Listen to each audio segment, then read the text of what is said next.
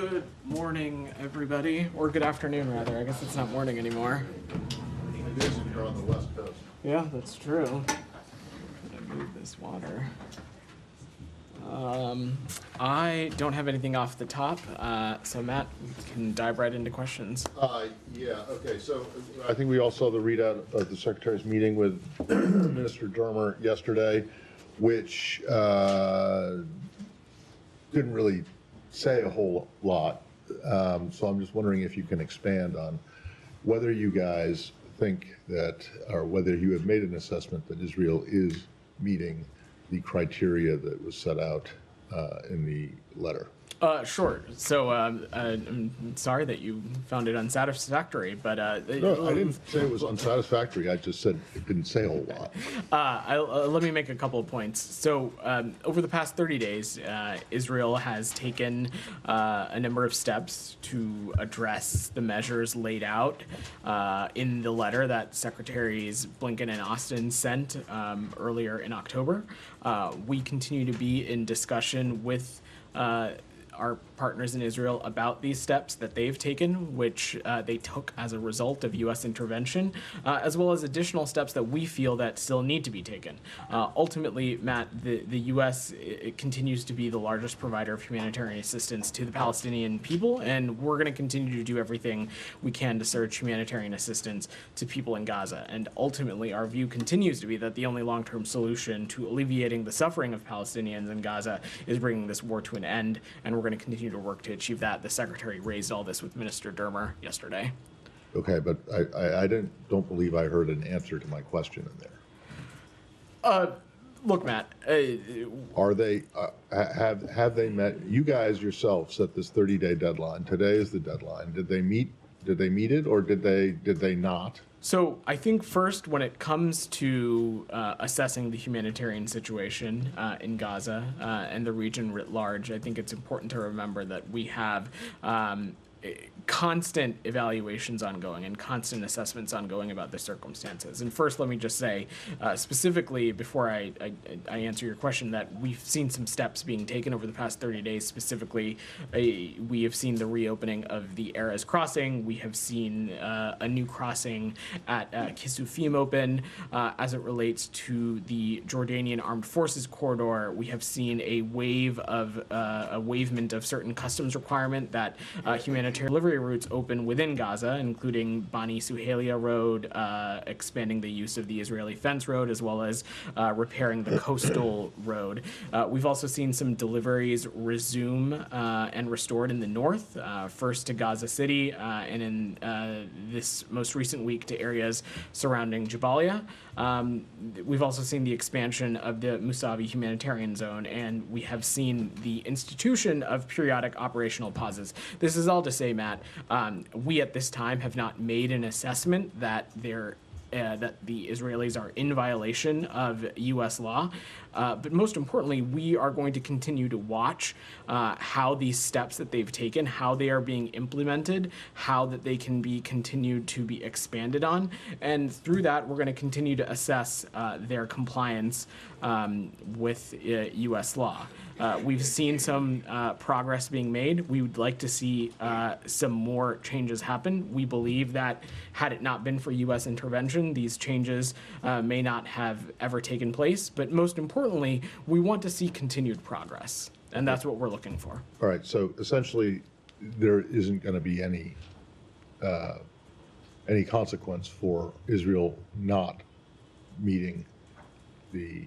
I certainly don't have a change in U.S. policy to announce today, Matt, but as you just heard me say, we are constantly going to assess the circumstances on the ground. We are looking for some of these steps that we've made. We want to make sure that they are sustained and expanded upon, and certainly if we don't see that, if we don't continue to see steps in the appropriate direction, we certainly will enforce U.S. law. Yeah. There's no doubt about it. But you guys were the ones that gave them the 30-day deadline. It's hard to see your answers today, such as they are, as anything other than kind of giving them a pass for not meeting the criteria that were laid out in the letter. I would not view it as giving them a pass because one, No one is up here, certainly I'm not, saying that the situation in Gaza or the humanitarian circumstances are rosy. It is a very dire circumstance, and what we need to see is we need to see these steps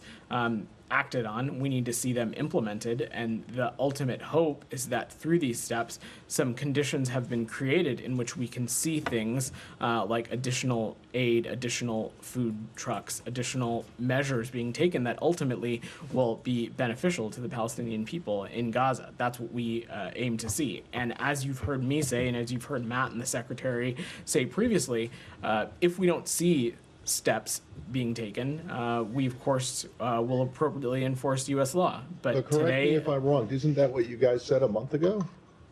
that is what we said a month ago, Okay. and that is why they we have laid not- out. And they have not yet met them, because you say that they have taken some steps, but more needs to be made. In other words, they have not that met the letter. criteria by the that- deadline, the- and you are giving them a pass. Is that, I don't understand, there's no other way to look at it. No, I don't think that is true. That letter was specific about some specific areas where we wanted to Yes, see them and take have some you additional seen- Have you steps. seen those steps that you We laid have out in seen the some letter? of those steps being Some, taken. Yes, some. yes. But it didn't say some, it said all, right?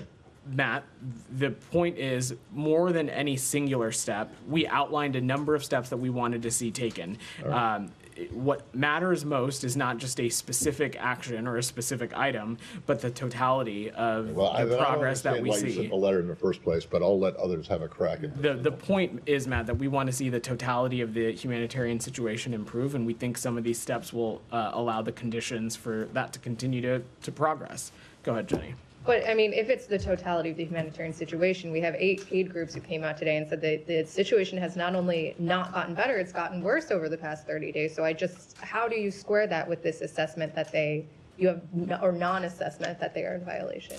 Jenny, I can't speak to the kinds of assessment that these groups made. Certainly have seen that reporting. But to Matt, I just laid out some of the metrics that we saw. We saw the reopening of Erez. We But this saw just seems a like new a crossing box-ticking opening. measure. You're saying, okay, they did this, but we were told, you guys said it would be based on the results on the ground that have not borne out here. So can you talk us through the deliberation here? I'm not going to get into the deliberative process, Jenny, but specifically when we're talking about specific metrics or specific actions or things on the ground, the hope is that the operational changes that have been made through some of these things, for example, just the waiving of the customs requirement in the Jordanian corridor, or the reopening of certain crossings, the additional internal routes that we've seen open up. The hope and the desire is that things like that will make it possible for an additional increase in humanitarian aid and trucks to get to the places where it needs to go.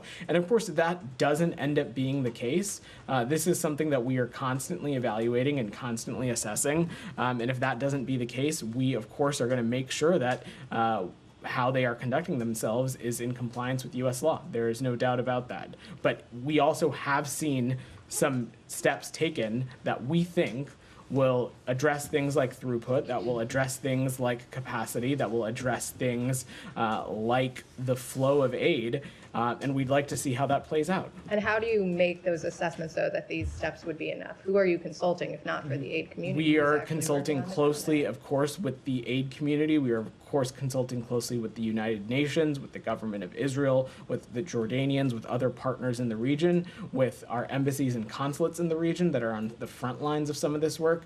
This is a deliberative process that is all-encompassing, that includes a lot of perspectives. And it is also one that did not start when this letter was sent, and it certainly does not stop today whenever the 30-day mark is up. This is something that we are constantly assessing and evaluating, and should we see something that is inconsistent with U.S. law, we will take appropriate action. Is it not, this is my last one, is this not inconsistent with U.S. law that you had to send this letter and lay out this timeline because they had withheld so much aid up to this point? Jenny, the point of this letter was to raise some areas of concern and to lay out some steps in which we thought that addressing some of these areas would lead to steps in the right direction when it comes to humanitarian assistance. We have seen some steps being taken. There need to be some additional steps that are also taken, but most importantly, we need to see this these kinds of efforts sustained over a long period of time, and that's what we hope to see. Myra. Vedant, I don't mean to be the dead horse, but I think you're going to get this question a lot. I think we're trying to understand why the administration secretary, Matt, I think it was November the 4th, he said from this podium, we are going to look at the results. And the results so far, that was the little assessment by him that day, are not good enough. And then here you are, about a week later, you're effectively giving Israel a pass on this. We are not giving. We're not giving Israel a pass. First of all, the efforts and the things that we had seen in place a week ago certainly were not satisfactory. But I am standing here before you with new and additional information. It is up to you to intake it or process it however you like. But when we were talking about this last week, just again, the new crossing at Kisufim, that had not been opened. Erez had not been reopened. This waiving of a customs requirement in the Jordanian corridor had not been in place. These additional routes within Gaza had not been in place. So these are the kinds of resultant steps that we were talking about a week ago. These are the kinds of things we were talking about when we outlined that letter. There is nobody in this administration saying that the humanitarian situation in Gaza is pristine. It is a humanitarian. It continues to be a crisis, and it continues to be dire circumstances. And the point is, we want to see changes like these being made consistently and over an extended period of time. Our hope is that things like these have created the operational throughput. They have created the capacity. They have reduced some barriers that will make it so that the aid can get to the places where it needs to go. And if we do not continue to see steps like this in the right direction, then certainly we would find the government out of compliance with U.S. law. But Humaira, the important thing, and I'm not trying to harp on this, is that there are new things that have been done. You can choose to disagree with whether it's enough or not, and humanitarian groups can choose to disagree whether it's enough. And we certainly are not saying that it is a silver bullet, but there are new progress markers that have been made in terms of trying to be responsive to what is happening in the humanitarian context. We have seen those steps, but what we're trying to tell you is that the U.S. government has explicitly said the steps themselves is not going to be enough. We need to see the results on the ground. So you keep telling me they have taken steps, and whether or not I find them satisfactory, I think that's quite irrelevant. The relevance is that what is the situation on the ground? And you're describing it as dire. That's why we're trying to. But I don't want to say. We couldn't agree more, Humaira. We couldn't agree that the situation is dire. I actually have a question. Yeah. You keep talking about ongoing assessment. When do you intend to do this? This administration has less than 70 days in office. And the humanitarian aid situation is a problem that's been going on over a year. It's clear that you had trouble convincing Israel to boost measures to improve humanitarian aid. What makes you think that you're going to achieve that in the remaining time, if at all? So first, let me just say, assessing the humanitarian situation and assessing steps and ways that we can continue to support that line of effort is not something that starts or stops. So to your question about timing, we were looking at the humanitarian situation in Gaza before October 7th, in the time since, and we'll continue to be engaged on this. When it comes to the letter, we were looking at the humanitarian situation in Gaza before this letter was sent, and we will continue to look closely at the humanitarian situation in Gaza after this 30-day period is up. We are constantly assessing and evaluating, and if we do not see consistent progress, if we do not see the results on the ground, then we will, of course, make appropriate assessments about their compliance with international law and compliance with U.S. law, and that'll continue to be the case. Just a few more things. Yeah.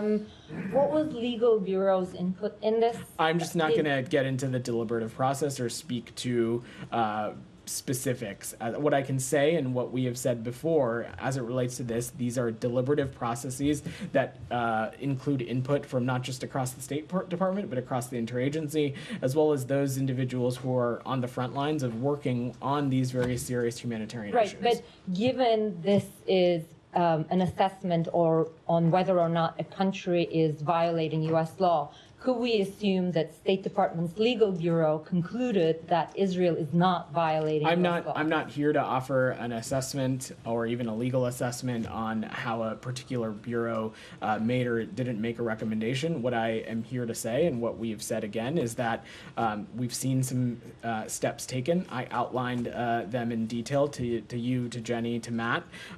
What we want to see now is that we want to see these steps sustained over time, and we're going to continue to remain in close touch with our Israeli partners, the United Nations, other partners in the region, to make sure that these steps have a lasting impact on the result on the ground. And if that doesn't end up being the case, the United States will also take appropriate action. Final one, U.S. Ambassador to UN Linda Thomas-Greenfield last month said U.S. was watching to ensure that Israel's actions on the ground needs to show that it doesn't have a policy of starvation, given that you have had an assessment going on all of the humanitarian aid measures. Can you say that's the case, that they don't have a policy of starvation? I don't have a specific assessment to offer, Humaira. What I can say is that there has not been a conclusive finding of that, or at least I don't have one to offer from this government. What we are hoping is that these steps and them contributed with the additional steps that we would like to see happen can, again, as I said to Jenny, create the space, these operational changes create the space and the capacity to increase the number of trucks, the types of aid, and to make sure that the product can get where it needs to go. And it is absolutely incumbent upon the government of Israel and the United Nations and other partners to ensure that it actually does that. And we are going to take our responsibility in this incredibly seriously, and we'll be making sure to work hard with all the relevant interlocutors to see that happen. Let me go to Shannon, and then I'll come to you, Sean. Go ahead. Thank you. Assuming this is on topic. Yeah, same topic. Go ahead. Can you, backing up a little bit, explain the logic of setting a 30-day deadline if the end result was going to be that we're hoping to have these continuous assessments, continuous improvements, even though all of those demands haven't been met? Why set the 30-day deadline? Because when this letter did surface, there was a lot of speculation that perhaps this was a way to kind of kick the ball back beyond the election. So look, we make foreign policy and national security decisions because they are in the interest of the United States, in the interest of the American people, in the interest of the region, not for any electoral political reason. This letter was sent because the Secretary of State and the Secretary of Defense had legitimate and serious concern about the humanitarian crisis in Gaza. This department and the Pentagon had some specific concerns about the lack of progress in some specific areas, and it had some recommendations on what steps we think, specifically the IDF, COGAT, the government of Israel writ large, could take to further enhance the humanitarian situation in Gaza. It's been 30 days. We have seen some of those steps being taken. Again, I outlined those already. There are a number of steps that we think also additionally could be taken, and will continue to remain engaged on those issues. But again, 30 days ago, much of the things that I outlined to Sean, to Jenny, to Humaira, those things had not happened yet. And so those are important steps in the right direction. We need to see more, we want to see more, and we're going to continue to be engaged on making sure that more happens, and ultimately, though, that these steps have a tangible result. That's what this is about. Talking about the operational changes, so far in the month of November, only 624 trucks have entered into Gaza, according to COGAT, and the letter calls for 350 a day. So are these operational changes that you've seen, can you reasonably assess that going forward, in 2 days, the amount of trucks that have been able to enter in almost 2 weeks will be achievable? I'm not going to speculate on a specific metric, Shannon, but that is our absolute hope. Our hope is that these kinds of changes will make it possible for these kind of increased metrics to be seen. And now it is inherently incumbent on the government of Israel, on the United Nations, on other partners to put that into action. And we certainly are ready to stand at the ready to be continued engaged on this to get that across the finish line also. Yeah, Sean, go ahead. Can I follow up with a couple questions? Yeah. You said one thing. You said that where we were last week, that it certainly was not satisfactory a week ago. Should the interpretation be that the things in the ensuing week that's not satisfactory? I know you said it's dire, that it's not pristine, but are these satisfactory measures essentially? These are steps that we think that are responsive in part to the letter that the secretary sent. It addresses some of the specific concerns that letter raised. Again, I'll use the Jordan corridor as an example. That letter from Secretary Blinken in Austin expressed some areas of improvement that can be made on the Jordan corridor. One of the steps that I shared with you today was an example of such a metric. There's also been additional border crossings open and additional routes opening. So there have been new things that we're seeing.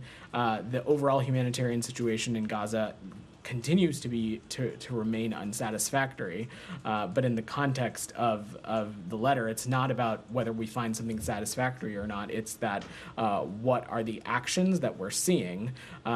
These actions that we have seen, we think that these are steps in the right direction.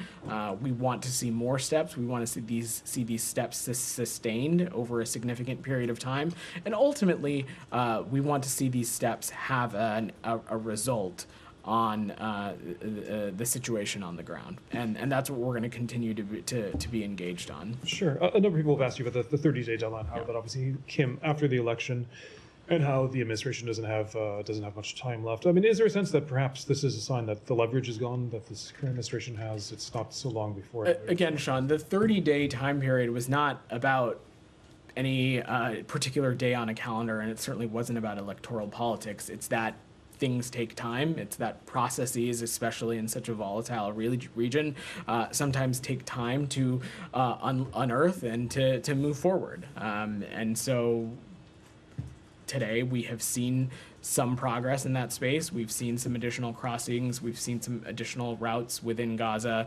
We've seen the adjustments made to the Jordan corridor. We intend to continue to work at this and see more. And just a second. I mean, but in terms of, even if it was not part of the electoral calendar, I mean, it's. But we're saying, but in terms of if the U.S. isn't taking action at this point, and the clock is ticking anyway, what makes you think that there would be any leverage that the U.S. has toward the end of this? Well, Sean, I'll just say that we all know what the election result was. I don't need to point that out to anybody. But here we are, about a week and a half after that, with some new progress points that we can point to, with some actions that the Israeli government has taken that we think would not have happened had it been for U.S. intervention. So we continue to think that our role, our engagement, our diplomacy has a space. It has a role to play. It has a serious role to play. That is at the core of what this secretary and this president believe. And we're certainly going to continue to engage and work really hard at this. Ultimately,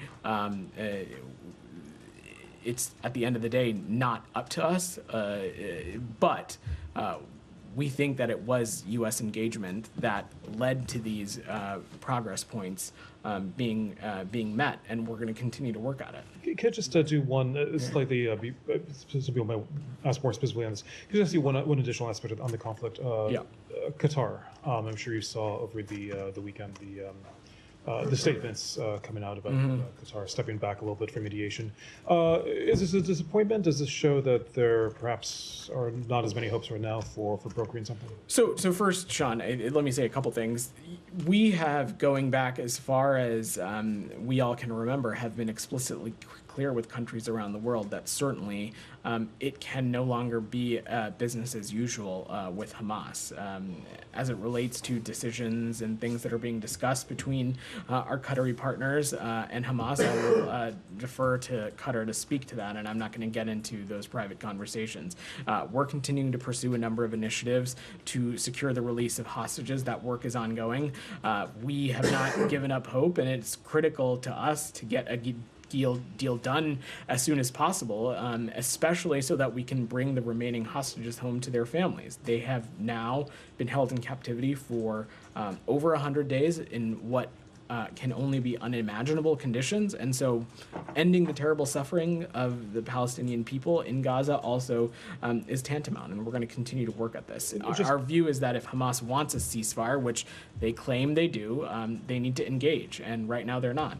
Just a final one for me. I mean, is your interpretation that is it your view that the mediation by Qatar is basically done for the moment? I mean, do you actually see things that are ongoing, or is it? So let's not forget, Sean, that going back to, I want to say even before the summertime, Qatar, the United States, Egypt have played immeasurable mediating roles that I have no doubt will continue the role that they are going to play. I'm not going to speculate on what the potential location of Hamas may or may not mean. Again, that is not something I'm going to speak to. I will let others, I will let the Qatari government speak to their own decision making and their own engagements. Saeed, go ahead. Thank you. Going back to the letter, last week when I asked Matt whether it included a figure, a number of trucks and so on.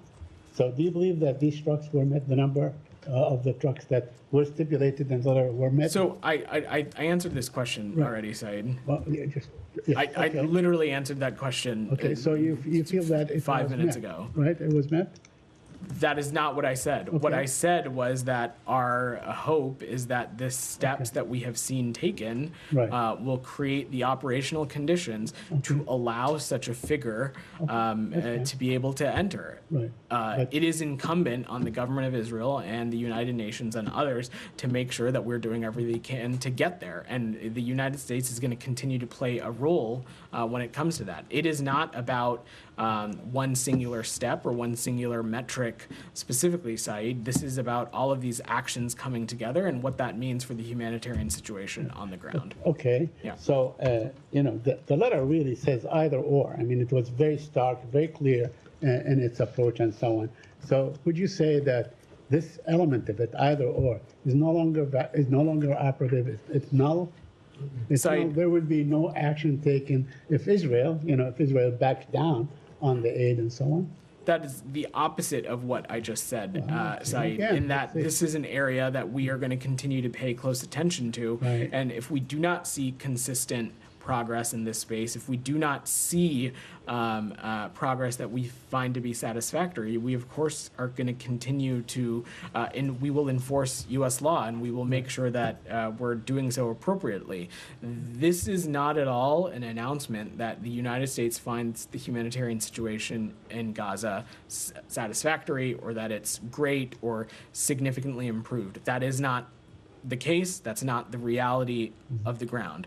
The letter that the two secretaries sent was specifically about areas that we had some specific concern, some suggested steps which we outlined that we thought would help address the humanitarian situation. We have seen some of those steps being taken.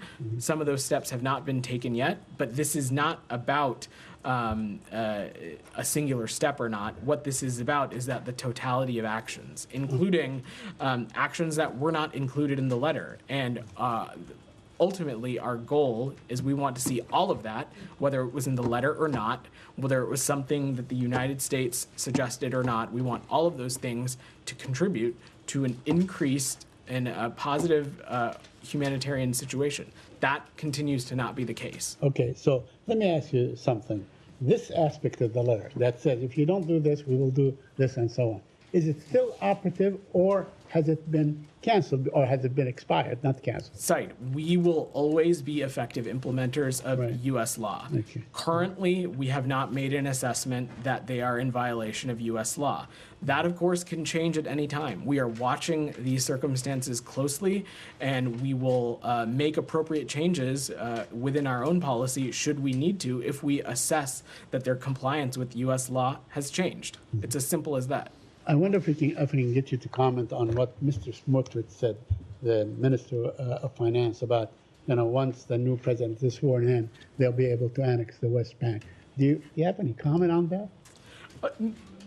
This president, President Biden and Secretary Blinken, have reiterated consistently the clear position of the United States in support of a two-state solution as part of a negotiated process that ultimately will provide an independent Palestinian state with appropriate security guarantees for Israel. The comments that were made by this minister certainly are not conducive to building an enduring peace, and they are incredibly inconsistent with the principles that Secretary Blinken laid out in Tokyo last year. Well, the Cannes news agency, an Israeli news agency, also quoted the Prime Minister himself as saying exactly that in a closed-door meeting. So is it something that you raise with the Prime Minister, or something that the President likely to raise, as one of his last actions and so on, to impress upon this Prime Minister that that the settlements are illegal, that settlements ought to stop, that the West Bank should remain a viable land for a Palestinian state? Saeed, at the corner of our approach to policy when it comes to this region, specifically policy that we think impacts the Israeli people and the Palestinian people, at the center of that is a constant and clear position of the United States commitment to a two-state solution. I will let other people speak to their own points of view. Tom, go ahead. Can I just press you on the trucks, because I didn't hear, you said you've answered questions about trucks, but how many trucks per day have entered Gaza over the last 30 days? I don't have a specific number over the past 30 days for you, Tom.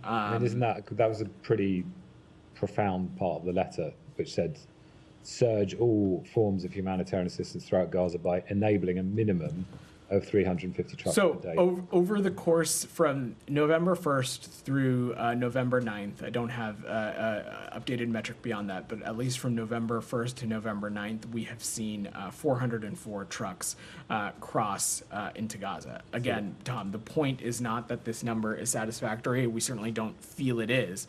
But the point here is that some of the steps that we've seen taken, it is our hope that those steps have created the operational conditions to allow for an additional influx of trucks, to allow for an additional influx of aid. It's not what the letter said. The letter says enable a minimum of 350 trucks per day to enter Gaza, and this is in the context of a letter that says you've got 30 days to do it. And failure to demonstrate a commitment to this may have implications under US law. The United Nations says an average of 37 trucks a day have entered in the month of October. That's 1/10 of what you've asked for.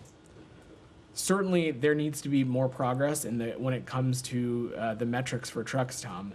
But again, the point that I was making, and I'll reiterate it here, is that our hope is that these kinds of changes have allowed for the operational adjustments to see an additional influx of trucks and to see if that metric can be met or not.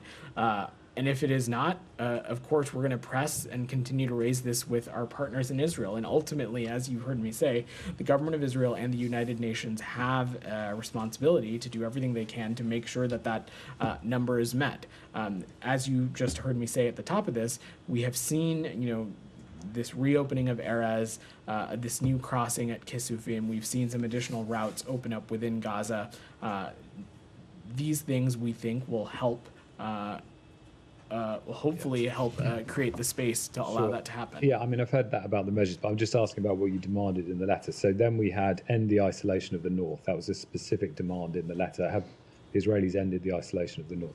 We have seen some restoration of deliveries to the north that had been closed for a few weeks. First, as you heard me say, to Gaza City, as well as this week into some areas surrounding Jabalia as well. Well, you said around Jabalia. You didn't say in Jabalia. areas So- around Jabalia and then Yeah, first but to not- Gaza City. So that's not inside Jabalia, which presumably remains under siege.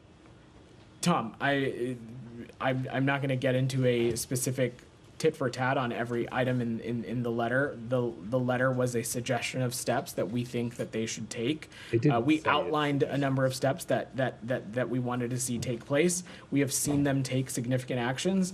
Ultimately, what matters is not one specific step, but the totality of actions, including actions that, as I said to Saeed, were not even necessarily laid out in the letter or not. And whether all of those together lead to an increase in humanitarian assistance, that's what we're looking at, and that's what we're going to continue to pay close attention But to. it's important, isn't it? Because there's 100,000 people trapped in that besieged area, according to the United Nations, where they say there's been no food, there has been no water, there have been daily and repeated denials of humanitarian convoys by the Israeli authorities, which seems in stark contrast to what you're suggesting. On UNRWA, the letter also says that the Israeli authorities should do everything to prevent this legislation that would ban UNRWA and prevent contact with UNRWA. Now they've clearly ploughed ahead with that and ignored that too.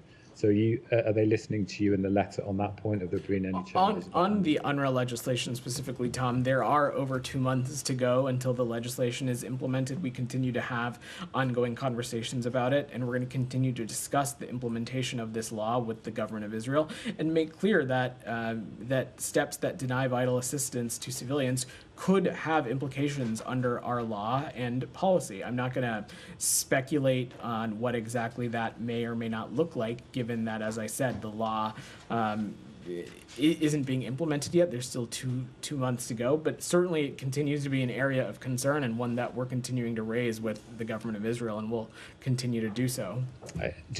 Isn't there a profound point here? What you were trying to do was end a siege around northern Gaza that was trapping 100,000 civilians to prevent them starving to death. And we've heard now Joseph Borrell, EU Foreign Affairs representative, saying the use of hunger as a weapon of war is against international humanitarian law in relation to northern Gaza. We've had multiple aid agencies saying that they're concerned about starvation in the north. So you set this letter out with a clear objective, which was about the north of Gaza. And all I can see that you've said today is, an extra crossing's opened up. 1/10 of the trucks that you asked for are entering Gaza, but not getting to the besieged area. So as far as I can see from what you've said today, absolutely nothing that you've asked for is actually happening. Well, first, Tom, I think it's important to remember that these objectives and our strategic goals don't start and stop just because this 30-day window is up. This is something that we're going to continue to work at and engage closely with our Israeli partners on. Additionally, it is more than just opening up a number of crossings, though yes, that is part of this. We have seen the reopening of Erez. We've seen a new crossing at Kisufim. We've seen this adjustment being made with the Jordanian corridor. We've seen some additional delivery routes within Gaza. We've seen deliveries restored to northern Gaza and areas surrounding Jabalia. We've seen the humanitarian zone in Masavi expanded, and we have also seen the institution of periodic operational pauses. There are absolutely more additional steps that we would like to see, and we'll continue to press and make sure that those are happening as swiftly as possible. Yeah. Go ahead. Thank you, Vedant. I have one question about Gaza, and can we move to Lebanon after that? Sure. Yeah. I just want to also circle around what my colleagues here said regarding the assessment. You are now saying that your assessment is there is no violation, there is some steps being taken, and I keep going back to what Matt said and earlier in the few weeks ago in his comments about that is also on the ground. But I will go with you that you are satisfied with the steps that Israel is taking. You're demanding more. You're demanding more of aid to come inside Gaza. But my question, what makes you assess that the current condition in Gaza is not because Israel is preventing aid from coming in? Because you are dismissing what the aid agencies saying. It's as their own assessment that you don't share it. But what is the reason then for the situation, especially in northern Gaza, to be this dire if it's not Israel violating U.S. law or international humanitarian? What we can speak to is what we are seeing, and what we're seeing is some steps being taken. Certainly, the humanitarian situation writ large in Gaza continues to be dire, and we're going to continue to work at this as aggressively as we can. The point of the letter was that the secretaries laid out that in this letter that, as we've made clear in previous engagements with the Israelis, that it is our responsibility to continuously assess Israel's assurances as it relates to the facilitation of humanitarian aid. We're going to continue to make those assessments on the actions Israel takes or doesn't take, as we have done since the beginning of this conflict. And based on some of the small steps that I have laid out for you today, first, again, I would just stress that this is work that continues and is ongoing, and it does not start or stop. But based on some of those steps, as well as additional steps, we have not made an assessment that they are in violation of U.S. law. We are going to continue to watch this space, though, and pay close attention, and we will effectively implement U.S. law. And if we see actions or steps that are inconsistent with the responsibility and assurances that Israel has to facilitate the delivery of U.S. aid, we of course will appropriately implement U.S. law. But if they're not in violation, so from November 1st to November 9, there was 404 trucks come in, right? It's like 45 to 44 trucks a day. This is way beyond, as Tom said, Absolutely. way beyond 350. Why it's not 350, according to your assessment? So again, I don't want us to go down a rabbit hole of specific truck numbers. What our point of view is that some of these operational changes that they have made, that I have outlined in great detail now at this point, we believe that it should be possible to increase the number of trucks that makes it into Gaza every day. It is now incumbent upon the government of Israel, the United Nations, and others, now that there are these operational changes that we think can help with throughput, can help with delivery within Gaza, that can help with getting the aid where it needs to go. Our hope is that with those changes, we can see that number achieved. Before you move to Lebanon, can I just ask you, why did you bother to put in 350 trucks a day if it doesn't matter? I'm not going to speak to the... I mean, you keep saying you're not going to speak to specific metrics, but you guys are the ones that made those specific. We didn't. We didn't give the Israelis 30 days to do all this stuff. You guys did. And now those 30 days are up. And as you've heard from everyone so far, and these aid groups that came out last night, they haven't met them. And all of a sudden you say that the metrics that you put out don't matter. I had never said that they don't matter. What I said was... You said rabbit hole. I mean, these are metrics exactly like you've put out. It's not a rabbit hole. Meaning I don't want to take up time getting into a specific tit for tat on like truck numbers. Well, then why did you let them in the letter? You can't take Those time. metrics, it's really important. the metrics and the number of, let me just be very clear, the metrics and the number of trucks getting into Gaza every day absolutely matter. It is, I said that to him because I did not want to get into a specific technical conversation on inflows and outflow flows. I don't have more updated numbers for you beyond the ones what I said to Tom. Matt, the metrics absolutely matter. The point that we are making, the two broad points that we made is that one, on specific truck numbers, we think these operational changes that we've made can help get us to that goal. That's the first point. The second point is that all of these steps, and even the steps that have yet to be taken, and even the steps that maybe were not even laid out in the letter, the point is not about specific steps. It is about what the totality of their contribution is to the humanitarian situation in Gaza.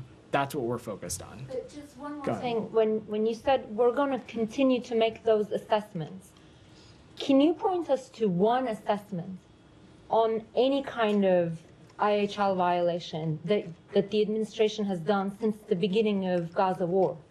Humaira, since October 7th, when we have seen certain things take place that are inconsistent with perhaps maybe how we would have gone about such a endeavor, or they are inconsistent with international law, we have raised those and addressed those specifically. Oh, you have seen things that were inconsistent with IHL? What I'm talking about specifically is incidents that could potentially have had components of that. An example I would give is the incident involving World Central Kitchen workers. When that incident happened, we were very quick to stress the importance of the need for further deconfliction mechanisms, for greater communication. So when we have seen things, Humaira, we have raised them directly with our partners in Israel. Yes, you've raised them, Vedant, but you're saying we're going to continue to make those assessments. And I'm asking you whether, like, I have not seen any of those assessments. Where are those assessments? Those processes, Humaira, are ongoing, and they have been ongoing. We've spent a great deal talking about the many lines of efforts that the United States has to assess those kinds of processes, and that work will continue. Just a broad question. Are you at all worried that this will have an impact on U.S. credibility? You have clearly put out a letter, laid out specific criteria, and gave a specific deadline. And right now, you are basically not making an assessment line by line, or you're effectively saying, oh, that deadline was just to encourage them to take some steps. Are you worried at all that this might hurt, U.S. credibility? Because you don't seem to be following through. First, I think you're putting words in my mouth. I did not say that. Number two, let us not forget and lose sight again, and I spoke a little bit to Sean, that some of the steps that we are seeing being taken are a direct result of U.S. intervention. Over the course of this entire conflict, we have seen steps that are undertaken because of U.S. intervention and the role and the kinds of engagement that our diplomacy has had. So I take that to mean that we are credible voices and we continue to be credible actors in the region. And time again, what we have found to be true through our engagement in our diplomacy is that perhaps interlocutors may disagree with the United States on policy, may disagree with our approach, may disagree with a policy that other countries are pursuing. But time and time again, we hear the call for the United States to continue to have a seat at the table and for the United States to continue to engage.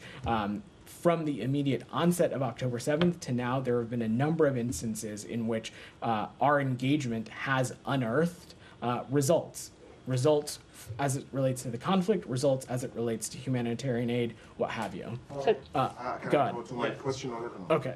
I imagine Michelle also wants to go to Lebanon, but go ahead.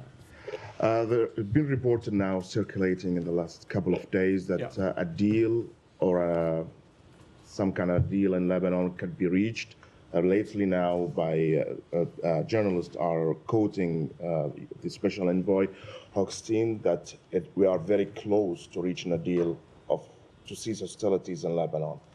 Can you elaborate on that? So look, I'm not going to speculate on what's in the press reporting and not. What I will say is that ultimately we feel strongly that the only viable path as it relates to Lebanon is a durable peace, is one that has a diplomatic resolution, one that gives a viable path to a durable peace and security in the region, one that, you've heard us say this before, creates the conditions for civilians to be able to return home on both sides of the border. But I am not going to get into the specifics of the process and the negotiations beyond that. My last question is that what has been reported that the Israeli demands is for Hezbollah to abide by the 1701, your resolution, and withdraw above the Litani River, disarm, and the Israelis be able to go back to their cities and the towns in the north.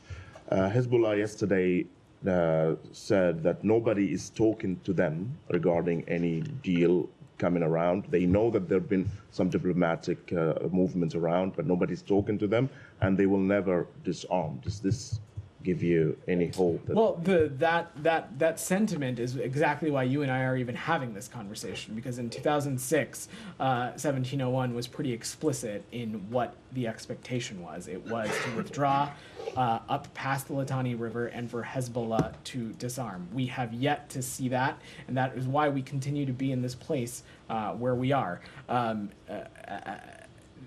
We continue to be engaged on this. It is no secret what the United States, what the government of Israel, what other multilateral institutions want to see happen as it relates to Lebanon. It certainly should be no secret to Hezbollah. We've been talking about this pretty consistently for some time. We want to see 1701 effectively implemented. We want to see it in place.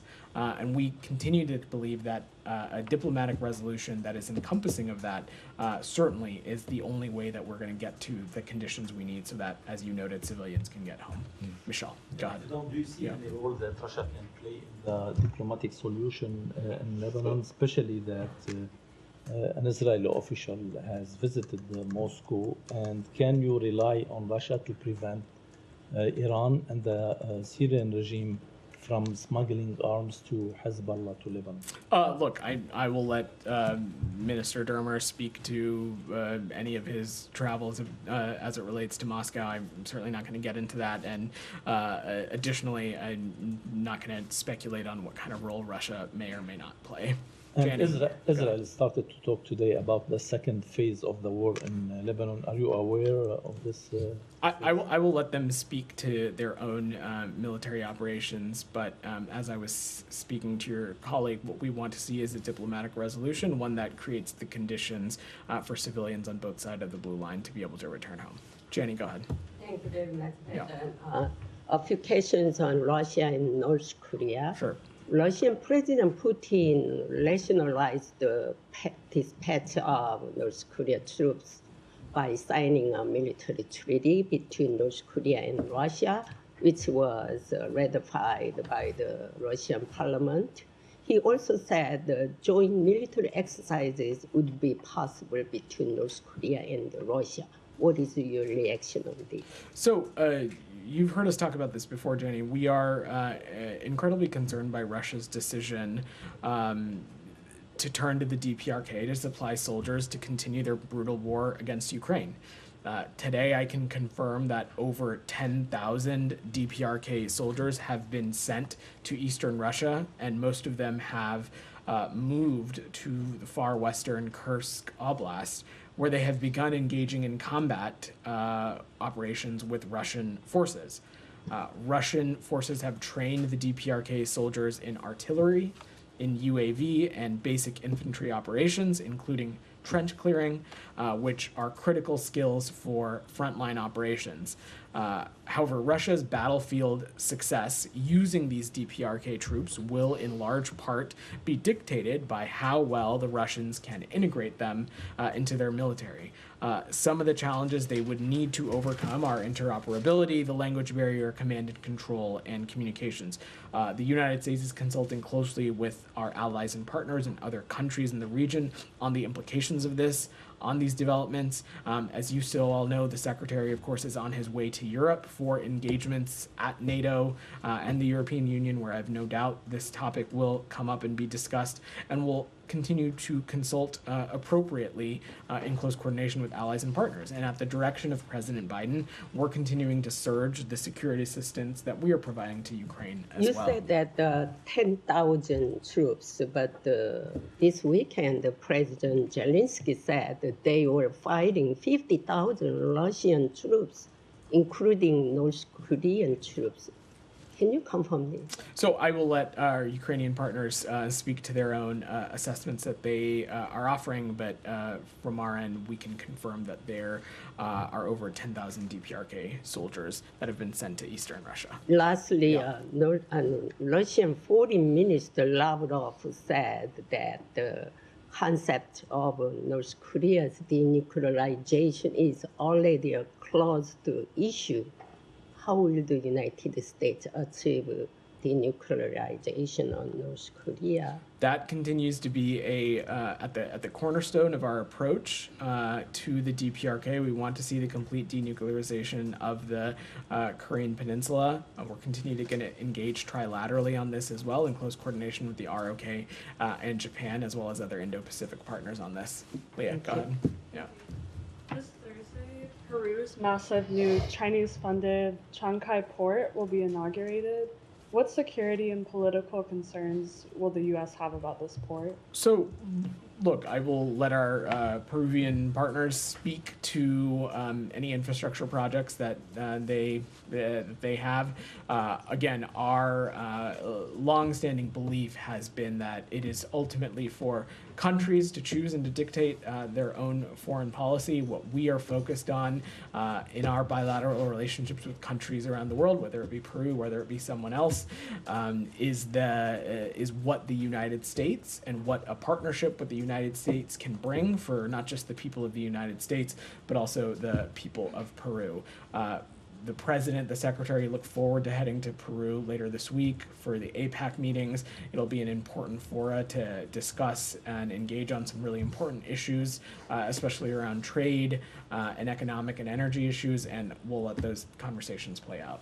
Go ahead. Thank you so much. About Bangladesh. Yeah. How does the U.S. View the recent action preventing Awami League activists from organizing a political rally in Dhaka on November 10th? What message does the U.S. have for the interim government led by Dr. Yunus and his supporters have previously advocated for freedom of speech and assembly? So we support the freedom of expression, peaceful assembly, and association for all, including dissenting and opposition voices. These freedoms, in our point of view, are essential elements of any democracy. We routinely communicate that support to all our partners, including the interim government of Bangladesh, and upholding and protecting these freedoms for all Bangladeshis is necessary to ensure a true democratic future for the country. Thank you so much. A recent report says that they removed press credential for 184 journalists in Bangladesh, including the Bureau Chief of Associate Press. What step is the U.S. considering to address this restriction on press freedom to support the rights of safety of journalists in Bangladesh under these circumstances? Just to give you one information that recently, the Committee to Protect Journalists already sent a letter to Dr. Yunus. What is your statement on that? I'd not seen that reporting. Of course, if it's true, would be unfortunate. It is our strong point of view that an engaged free press is vital to covering any situation, including, of course, the situation in Bangladesh. Press freedom and media freedom is important to the president, important to the secretary, and we would encourage and want to ensure that the rights and freedoms of all journalists are being appropriately respected. Shannon, go ahead.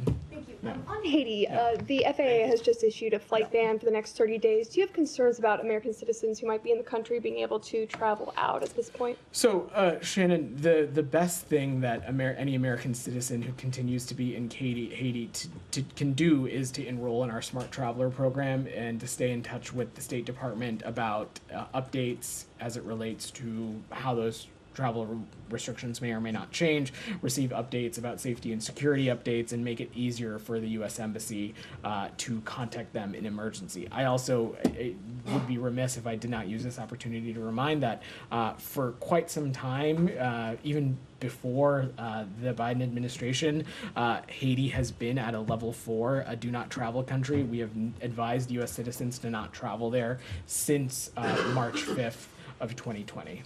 Does the State Department still support the work of the Transitional Council in Haiti? That we do. So as many of you guys saw, we put out a statement on this earlier today. We welcome the TPC and the new Prime Minister and their commitment to release a joint action plan outlining their vision to improve the security and governance in Haiti. We look forward to working with the newly appointed Prime Minister, and the acute needs of the Haitian people, in our point of view, requires the transitional government to prioritize governance over personal and political interests, and we'll continue to be deeply engaged on this. Julia, go ahead. Yeah, go ahead. Yeah.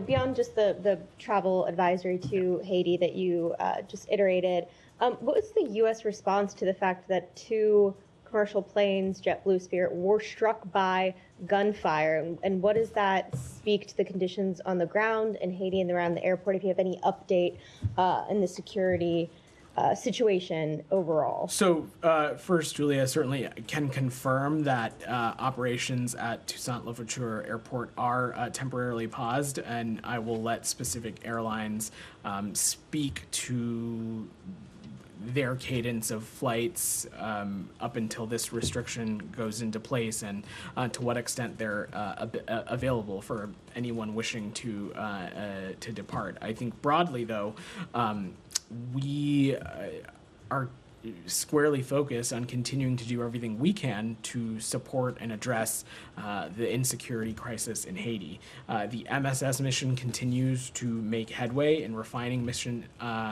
strategy, focusing on interoperability with the Haitian National Police.